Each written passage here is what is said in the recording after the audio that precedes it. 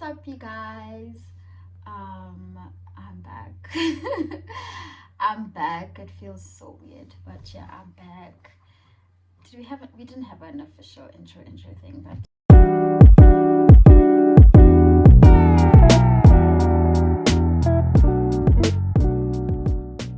think about this, like, this is one of those videos that I really feel like it's also like to my kids more than anything. Don't know who you guys are. Hopefully you guys aren't weirdos. If you are, it's okay. If you are, it's okay. So teen, if you are, it's okay. Yeah, so hey kids. So weird saying hey kids without any kids. Okay, so let's start with how I grew up. Okay, start at the beginning. So growing up, I'm not gonna start at like toddler phase. I'm gonna go like from like pre-primary into primary. Yeah, I think for this episode it's gonna be pre-primary into primary. Then the next one is gonna be high school. Then you'll get the gist. So basically how I grew up, my parents conceived me out of wedlock, which means that they weren't married. So yeah, because they weren't married, they weren't staying together at the time. So when my mom conceived me, she was still staying at my grand's place, and traditionally they couldn't stay together. So obviously it was that thing of I stayed with my mom at my grand's place. I don't even remember those moments because I was so young. But yeah, but then when I started going to pre-primary, yeah, is it yeah, pre-primary, that's what we call it. I don't know if it's also called creche. Pre-primary. So at grade R, when I started grade R, I stayed with my aunt, and that changed the trajectory of my life, I believe, for the good and for the very not so good. For the good in terms of I went to the best schools. Like, I'm not even gonna front, guys, like I really did go to the best schools, grew up in the best environments in terms of like the environment of the neighborhood. I'm not gonna lie about that, which I am very grateful for. But all of that came at a cost, and I think for a long time I focused on the cost that I had to pay. But I feel like my mom also had a cost to pay, and this is also something that I've really learned through Jesus. Like, Jesus has really helped me to also see my parents' perspective, and even though my parents have never said it to me, but Jesus has like told me certain things, and he's taught me certain things. Okay, the Holy Spirit, let me say the Holy Spirit has taught and told me certain things, and I think more than anything he's taught me to not be selfish, and he's taught me in like retrospect to this, and he's taught me to like also see how everybody else also suffered or like sacrificed or had a cost that they also had to like incur, with that, like, I can't imagine for my mom that it was easy to part away from her child, her first child, Nohal. I don't think it was easy for her. So yeah, I was raised in my aunt's house with her family, her husband and her kids, and her stepkids. I don't know if that's appropriate to say, but I have to say it. I'm sorry, guys. I don't think you guys are stepkids. I promise. Not they even watch, but anyway, just for context, and also, guys, please bear in mind that I won't really be saying a lot of things, but like in terms of other people's lives and stuff like that, because I also feel like that's their life. I'll be sharing my life and what I experienced and how I processed things and how I felt about things and stuff like that. And I'm really gonna try to be mindful about the other people that are involved that didn't ask for this channel to be a thing. So yeah, anyway, I was raised there, and I remember I was basically a weekend baby. Like, my mom would come see me on the weekend. I saw my dad every other weekend. And from the word jump, like, I knew like my parents had a toxic relationship, but I just didn't know that it was the word toxic. Like, I didn't know to label it as toxic, but it was very weird, like I just knew this isn't right, because my mom was always crying. Like, there was just certain things that my mom made me do that I could, like, as a child, I just knew they were wrong, but I just didn't know like why they're wrong and stuff like that. But I just knew it was this is not right, And also because I also had friends, you know, especially in primary, I had friends and they weren't going through the same things that I was going through at all. Because I think I was that child that went to a lot of sleepovers, and my parents were very lenient about it because also it was white people, so they're like, cool, go, you know. Sorry guys, that's just the truth. Like, that's just the truth. My parents were more lenient, more understanding when it came to visiting white people, to be quite honest. So yeah, that was the gist of things. And then so in pre-primary school, that was the first, like, I remember those were the first events where I remember where I saw like my dad physically hitting my mom. Like, I experienced it. So what would happen also is that on the weekend they would fetch me and then I'd go to my dad. So my mom would also visit my dad's house. I'm not judging. I'm sorry for that look. I'm so sorry, man. Not judging you. But yeah, that's what used to happen. So yeah, that's what used to happen. We'd both go there. And my dad used to drink, like drink, bro, like drink, like heavily drink. And I remember explicitly remember those moments where he would hit her and I'd be there. And like, I remember what my mom would say in those moments. I remember how I would feel. Like, there are pictures, like as I'm talking about it, there are pictures in my head of moments that distinctively stand out. And then I remember this one New Year's, I'll never forget it. I still, like, whenever I pass by that garage, like that memory always like comes back to me. It's so crazy. I remember this one New Year's Eve. Was it Eve? Yeah, New Year's Eve. Where my father basically nearly killed my mom, like in front of me. We had to jump out of a moving car. He was driving, he was drunk, and he was like, "Yo, bro, today is the day." Sorry, guys, like I humorize these. I'm so sorry, but that's just me. So yeah, he nearly killed her. I remember he nearly killed her, and my mom managed to run to that garage where she called my aunt and uncle, and then they came, the ones that I stayed with. Then they came, and till this day, actually, certain things are still like a joke. Not like still, but like they've become a joke in the family, where to me it's like, that's actually not funny. That's like a real thing that I really experienced that really traumatized me. I don't find it funny. But yeah, for them it's like a big ha ha ha moment. Cool. So then anyway, that was pre-primary, and then moved into primary school. Primary school I went to, I don't think I can disclose the name of the primary school, but I went to a very white primary school. So like, it was very sheltered and stuff like that. So for me, it was like a collision of two very different worlds, in the sense that I knew what I was going through in my personal. Also, bear in mind, not only is primary school very different for me, but my aunt's house and what I would experience there and what I saw there as a kid, and like then the environment when I was with my parents, was also so different. And I always felt alone. Like, I always felt misunderstood, or like I felt like I didn't really have a place of belonging, because I didn't know which reality was like, I tell you, which reality was mine per se, or like was real, or I don't know how to explain it, but yeah.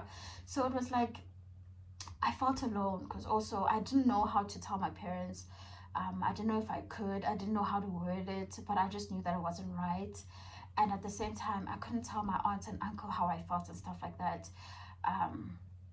just because we aren't close like that. And then at school, I couldn't tell my friends and stuff like that per se, because it was like, weirdo.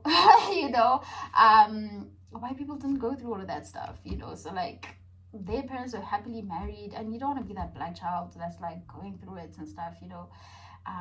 So I grew up very quickly. I'm not gonna lie, I grew up very quickly.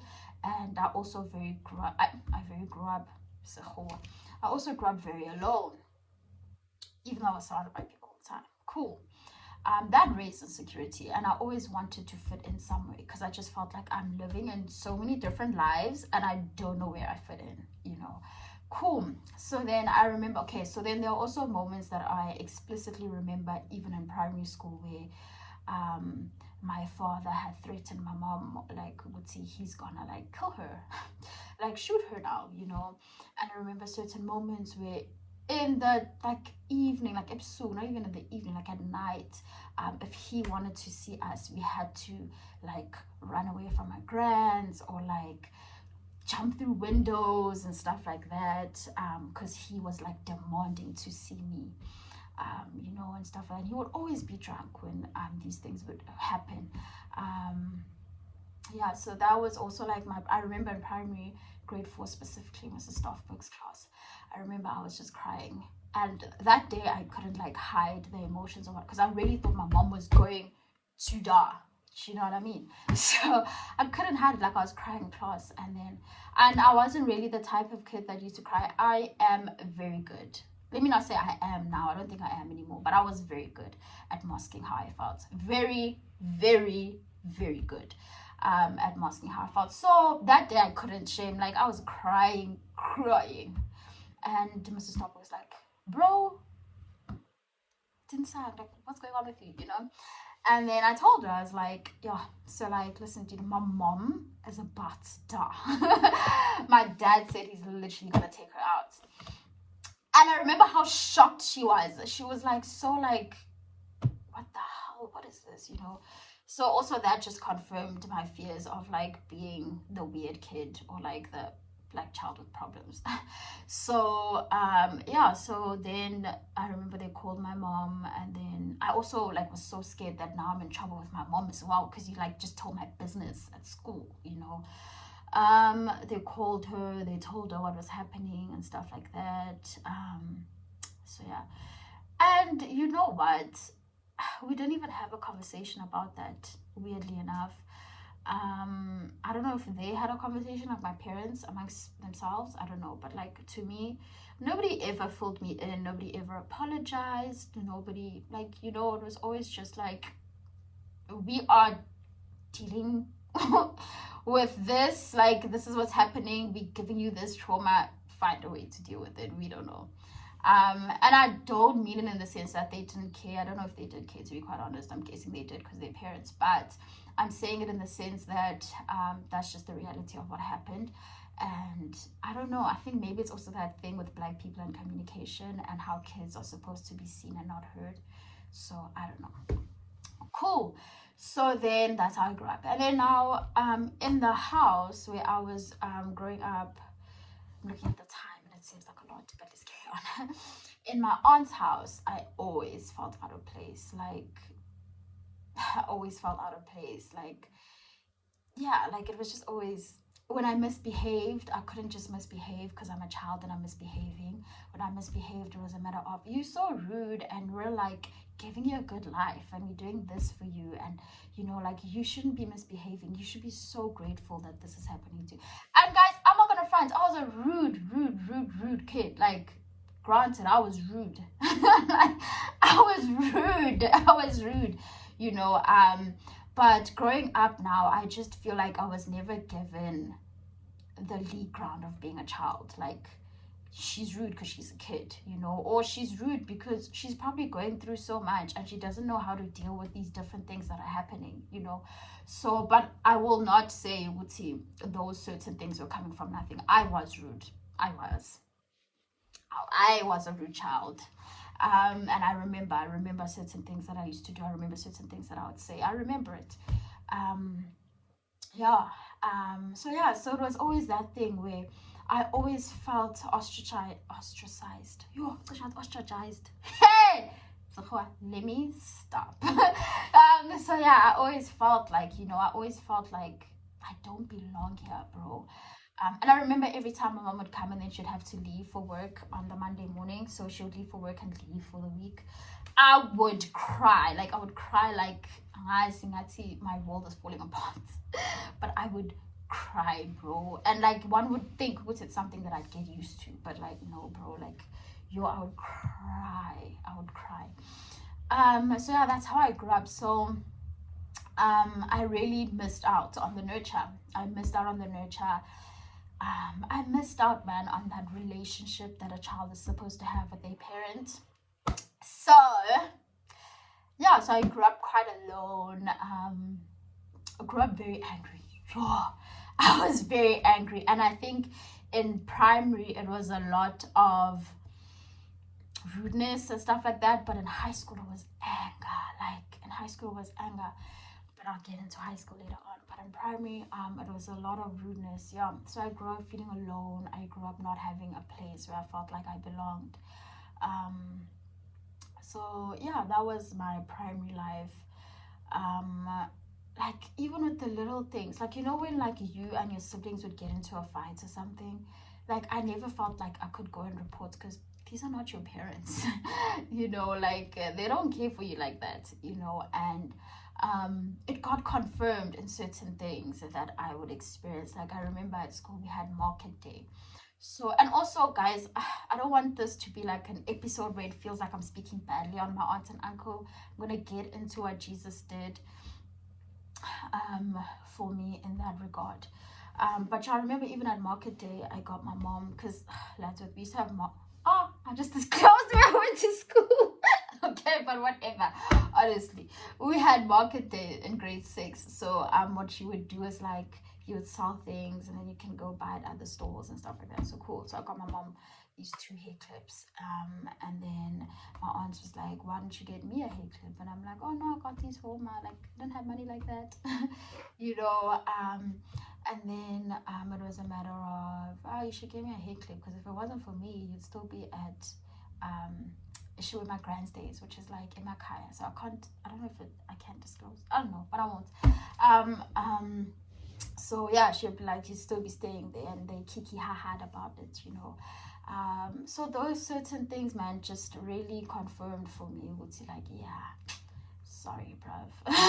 Like jumpy, and like even like sometimes I'd hear the arguments in the morning when it came to money. Like, oh dude, there was a lot of things that happened in high school. There was cake sale, there was tuck shop, there was this, there was that, and it was civies day, and all these things needed money. And like sometimes like Uma, I tell her late, or like she couldn't give me money the day before because she's not physically there. But I want to have like fun like the other kids. So like when it came to the money thing, I would hear arguments like, why doesn't her mom, obviously it wasn't Zulu, but like why doesn't her mom like give her money in like those type of things, which they stuck. They stuck. So even like with people in general, I wasn't a fan of people. I just always wanted to leave. That's why I was always also going to sleepovers, because I just always wanted to be with my friends. I always wanted to be with my friends. I never wanted to be alone. I never wanted to be at home. So yeah, like I was just always gone to a friend's house. I had so many friends. Like literally, I was popular in primary school. So many friends, bro. I had so many friends, and I'd always be good. And that's how I got to go to nice places. Actually, was because of my white friends. So that's how I got to go to nice places. That like my cousins didn't really experience. Yeah. So like, well, at the time, because I'm sure they've gone now. But like, yeah, so I was Oyo guys and I played a lot of sports. I was in first team Kwasan. So like with those type of things, obviously you were like always at games, always doing this, always doing that. Like you're always active. So I think that was my escape. And I was also very smart in primary school, like very, very smart. So I was hardly ever home. Yeah, so that was the type of environment I grew up around. And I had a lot of resentment. Like, I had so much resentment towards my aunt and uncle, specifically my aunt, because she's my mom's sister. Had yo guys yo, and I think with this, I constantly go to God with it. I'm not gonna lie. Like, it's not something where I'm like, okay, it's done and dusted. I constantly go to God with that because there are still triggers. Even today, there are still triggers. It's just now I handle it differently because I know God. And I remember last year when I went for a revival night. And I remember how God told me to thank my aunt and uncle. And I cried because I was just like, what? Like, thank them. Like, they don't know how much they traumatized me and hurt. Oh, another thing I remember, explicitly remember, was when, like, I used to have these crying episodes and I'd have panic attacks. Now, like, in varsity, like, as a young adult. And when I'm home, they used to only happen when I'm home. And then I remember I was having these attacks, and like my mom and my aunt sat me down and they're like, "Girl, talk, what's up?" Which is also a weird thing that parents do, where they want to have like which I understand also, where they want to have a relationship with you when they see things going wrong, but we didn't have a relationship established for me to be able to open up to you. But like, it's fine, I get it now, in the sense that it's all foreign to them too. Like, it's foreign, you know. So cool. I remember so like I voiced out like certain experiences, because I used to keep a lot of things away from my mom, because mom is very, very sensitive. So like how her siblings would treat me, I used to not tell her, because just I know how she is. So I just prefer, and she has a lot going on, so just I prefer to keep it to myself, you know. And then, you know, they sit me down, they're like, "Dude, talk, like it's fine, just talk, we can handle it," and stuff like that, Jabo. So then when I did open up about certain things, I remember the very words my aunt said. She said, "Gishi dan dan is a Maria," and I was like,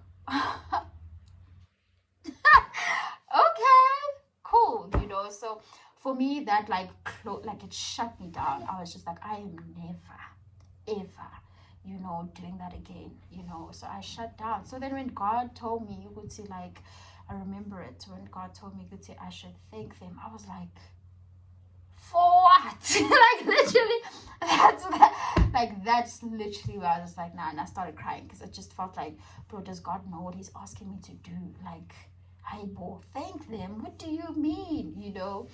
But then I did it, and I remember I was praying to God, like, God, give me the strength, because I also don't want this to be disingenuous, and I also don't want it to be like, I don't want to like say it. I didn't want to, you know.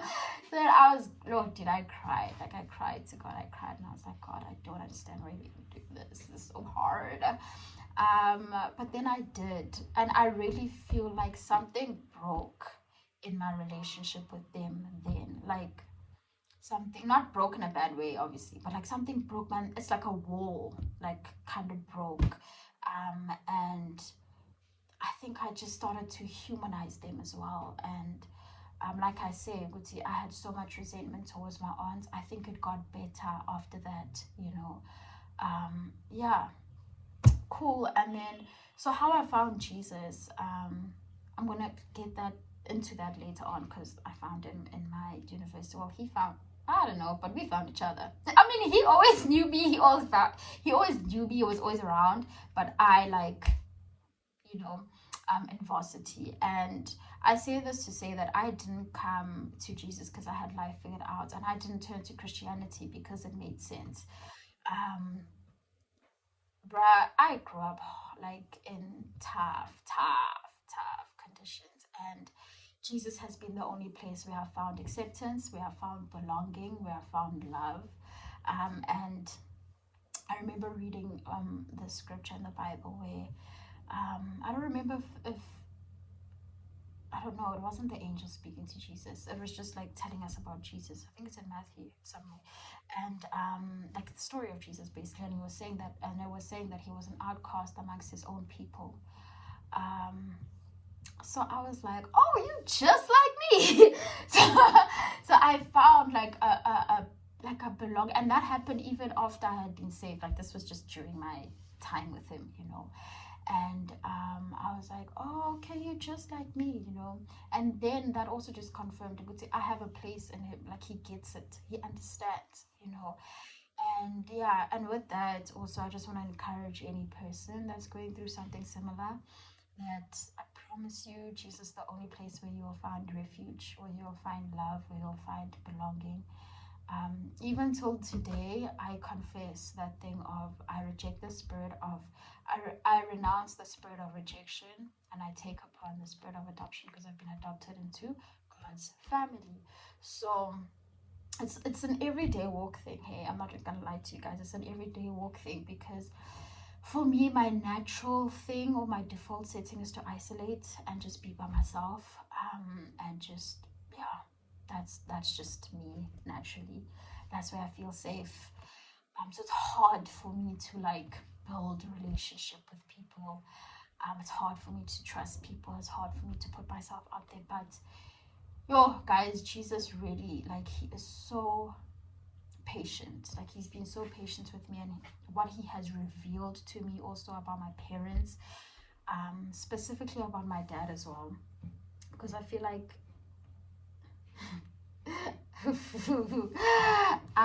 yeah, like I held a lot against him, like, so I held a lot against him.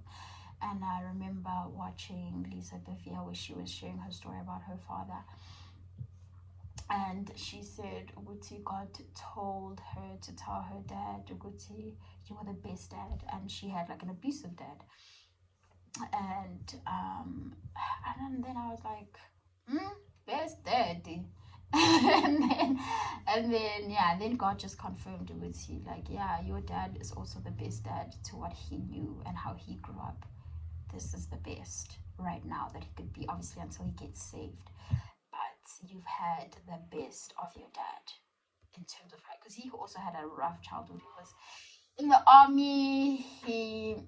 His mom basically abandoned him. He grew up around other relatives, and he was a non-biological child, so they forced him to do certain things, get into theft and all of those things, so he had a very rough childhood, very rough. And that has helped me to forgive him. Like, God has like revealed things, man, and he has really helped me to love and forgive my dad, and in understanding also that he died for my dad as well, and he loves my dad as much as he loves me, and he cares for my dad as much as he cares for me. And he needs him as well. Like, my dad also needs God, just like I need God. So yeah, he's really helped me. The relationship isn't quite there as yet, but I see baby steps, which I can't really share yet. I feel like I'll share when things are like official and like certain things happen. But yeah, and so that's primary. So I was a very broken child, very, very, very, very broken. Had so many rejection issues, if I can, abandonment issues. I was insecure as well. Also, growing up around people that didn't look like you. So, like, my group of friends, there weren't black people around much. So, and at home, I was never affirmed. So, it was that thing where I just felt like the ugly duckling, to be quite honest. So I grew up insecure, and also because, like, in school, like, their parents were like really well off, like really well off, and no, it wasn't like that at all. Like, we made it, we were right, but it wasn't like well off at all. Like, I mean, I managed to go to the school, but like that was like the best that my parents could do. It wasn't like, okay, after that you can still have luxury. No, well, my mom, let me make that clear, my mom. It wasn't like after that you can have luxury. It was just, this is the best, this is it. So yeah, and I'm really grateful in what I experienced in life, and like how it's helped me to experience God. Like, honestly, like, God has really been healing. He's really been talking to me and teaching me how to love others that have done me wrong, who I could, according to the world, rightfully cut off, rightfully hate, rightfully want nothing to do with. Like, I was the type of person who was like, never, like, family, as soon as I start my own life, it's been good, guys. But God, guys, has been so gracious. He's really been healing me. He has really been healing me. And when I get triggered, because I 1,000% do, I take it to him, and he receives it. He receives me. He doesn't like judge me or anything about it. He receives me with so much grace, so much compassion, but also he does not affirm how I feel about those who have done me wrong. That he does not do. Instead, he teaches me how to love them, how to accept them. And yeah, so that's how I've grown with God in that sense, from primary. till now after salvation.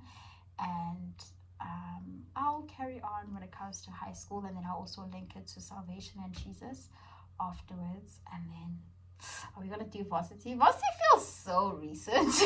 So, but yeah, we will. I guess we will. So, yeah, this is also just to say to my kids that y'all are so blessed. Y'all are so blessed to grow up with your parents. To have love in the house, a loving father, great father that loves God more than anything. Yeah, and I don't want to say my parents were bad people, but like to grow up in a household with people who love God makes the utmost difference in everything, you know. And I love my parents, guys, don't get me wrong. Yo, please don't get me wrong. But this is more about me and how I got to experience God and where I'm coming from. Because sometimes people think Christians just don't understand. Like, life is so hard and we've had it so hard, and you guys just don't understand. Guys, I promise. First of all, I didn't grow up Christian. I wasn't raised in a godly household. I wasn't raised around godly principles. I wasn't raised in church. Like, all of this I have encountered by myself. So this is foreign territory in the sense that it's outside of my known and my comforts, but it is everything that I needed and everything that I want. So yeah, that is it for today. Thank you for tuning in, guys. Do like, comment, subscribe, and share. Yeah, this is a bit like into my life and stuff. I actually also want to add this because I actually forgot. I want to add this also. An important thing is that God also told me, showed me, made me remember the things that I had also done. I remember explicitly when we were growing up. This wasn't primary actually. I was very mean to my cousin, which is crazy because we're now like BFFs. I was very mean to her and I treated her some type of way, and I genuinely believe that it was because I was jealous of her, and just how she was growing up with her parents, kumnandi and stuff like that, you know. So whenever we would go to like visit my dad's place, because she would come over, not that we would go all the time, but like when she did come over, I remember I did mistreat her. Like, I was horrible to her. She doesn't even remember it, which is so crazy. I used to mistreat her and stuff like that, just do snacks things.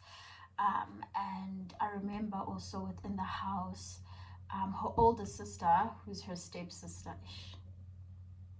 Should I say that? Okay, but yeah, I just need you guys to understand, like, the older sister and I used to basically exclude her, like, from our conversations, interactions.